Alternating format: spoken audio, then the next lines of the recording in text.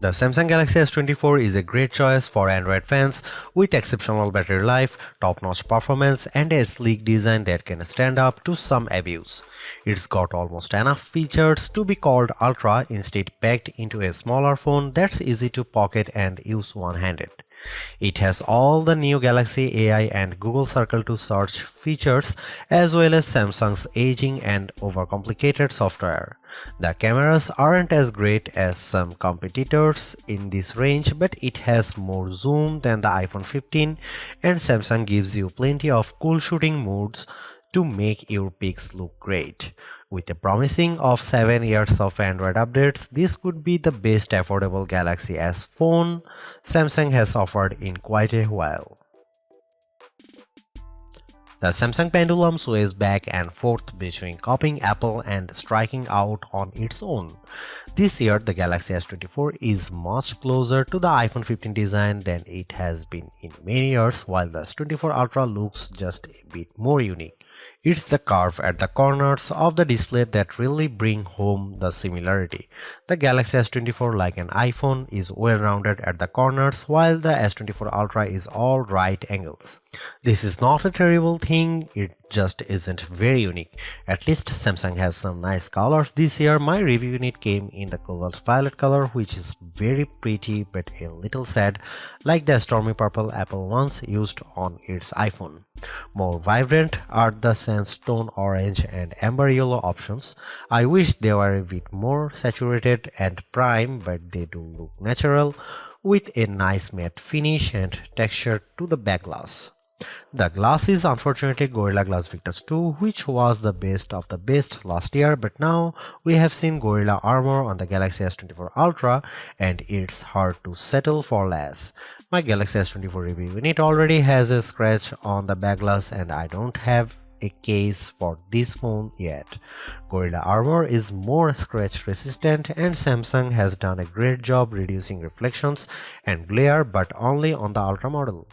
Samsung still does a great job keeping its phones thin and light. This is no Ultra, and if you want a phone you can use with one hand, the Galaxy S24 is a great option. It's thinner than the iPhone or Google Pixel, and it's also the lightest of the bunch. Usually, a lighter phone means less battery inside, but the Galaxy S24 beats all competitors for battery life, so it's not a concern. Samsung is a perennial favorite when it comes to smartphone displays, and the Galaxy S24 is no disappointment, but it also isn't the clear winner in any aspect. I enjoyed reading web pages, playing games, and editing photos on the smaller screen, and even small text was legible and sharp. The screen was also plenty bright, even in outdoor sunlight, taking photos with the camera. Samsung is not giving us the sharpest display with the Galaxy S24, and it's odd for the company to fall behind a bit. The Google Pixel 8 and iPhone 15 both have a higher pixel density, making them technically sharper, though you might not notice the difference. The Galaxy S24 can get brighter than both of those phones, but OnePlus is pulling some 4500 nit magic out of its hat with the similarly priced OnePlus 12, so Samsung isn't the resounding brightness winner. Overall, I had no complaints about the display unless I'm truly nitpicking.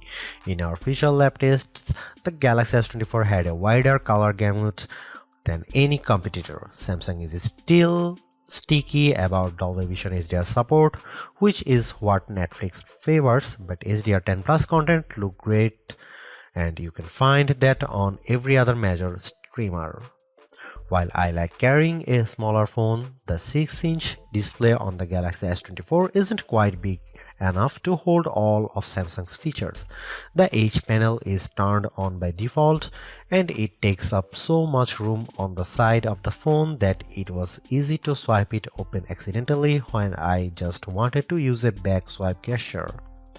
The quick panel also became more complex, and this makes it harder to read and use on the smaller Galaxy S24 display than it was on larger Samsung screens. Overall, more software simplicity would help show off that screen instead of bogging it down with icons and menu clutter. The good news about software on the Galaxy S24 is that it can do just about everything the Galaxy S24 Ultra can do, short of using the S Pen. The bad news is that it can do everything the Galaxy S24 Ultra can do and no less. Every bit of complexity often designed for the largest smartphone display possible is still present in the Galaxy S24. It's a mess. The Galaxy S24 is super powered, there is no doubt. There are big software features like Samsung DeX, which gives you a Chromebook-like interface when you plug your phone into an external monitor. There are also fine, granular controls over everything from battery and power management to Wi-Fi and networking to screen response and menus too. Well, everything. There is no end to what you can do with the Galaxy S24 and it is easy to get very lost. Samsung needs to simplify.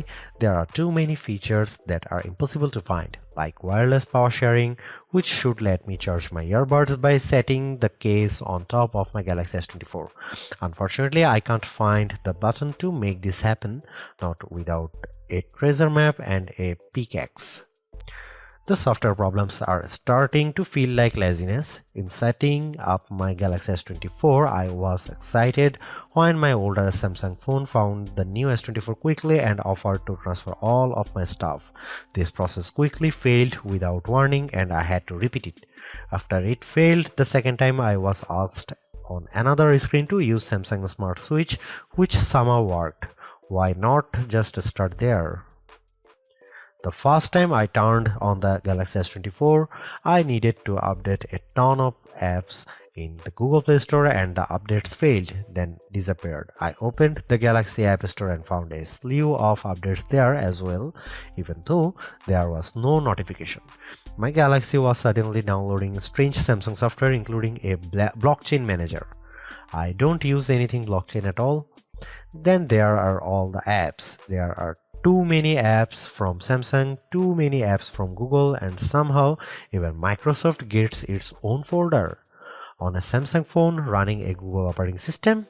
Good job, Microsoft. I hope it got what it paid for. All of this just feels lazy or cynical or both.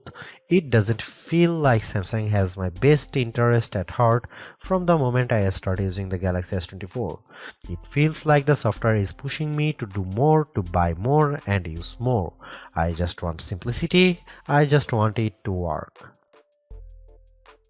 Sure, the Galaxy S24 Ultra is our top camera phone, but that doesn't mean the Galaxy S24 is a slouch. Most of the great work Samsung has done improving its image processing carries through here.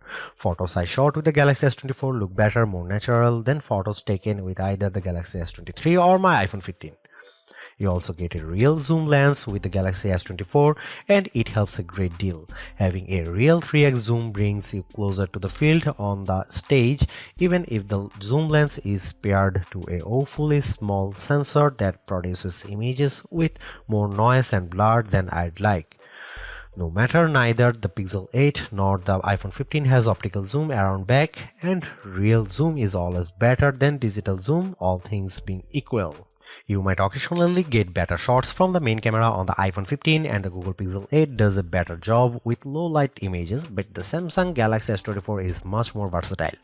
I actually find Samsung's different camera modes like the food mode or the dual camera video recording mode to be fun and useful. My baked goods look detectable when I shoot them with the Galaxy and the dual cameras video is great for reaction shots with my kiddo. Samsung also brings a bunch of AI tricks into the camera both in the camera app and Samsung's image gallery. I wish there weren't two photo apps including Google Photos, but here we are. Unlike the Pixel, which gives you AI editing in Google Photos, Samsung keeps its Magic Editor software in the gallery. With Magic Editor, you can resize an object in your photo and move it around. You can erase the background entirely and replace it with something new. The phone will use AI to figure out what's happening in the foreground and match the new background appropriately. There is also a tool that adds more background to an image if you rotate it and end up with blank space. In practice, these are surprisingly useful. I like erasing spectators in the way when I am trying to see my kid on the field. The generative AI did a nice job without a heavy hand, and the results usually looked natural enough. I hope Samsung doesn't go too much further into creating fake imagery, but the Galaxy S24 will affix a watermark to images that have been edited using AI. Here you can see some camera samples.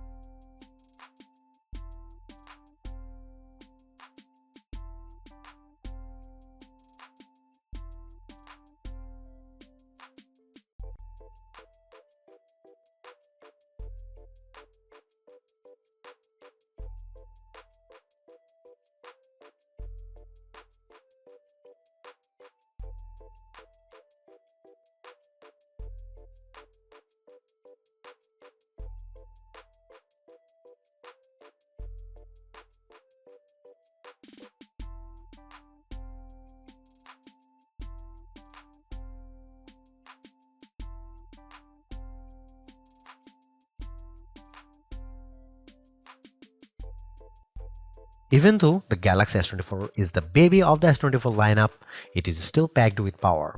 If the larger sizes of the S24 Plus and S24 Ultra don't appeal to you, but you don't want to miss out on the latest and greatest that Samsung has to offer, then the S24 is still a good buy.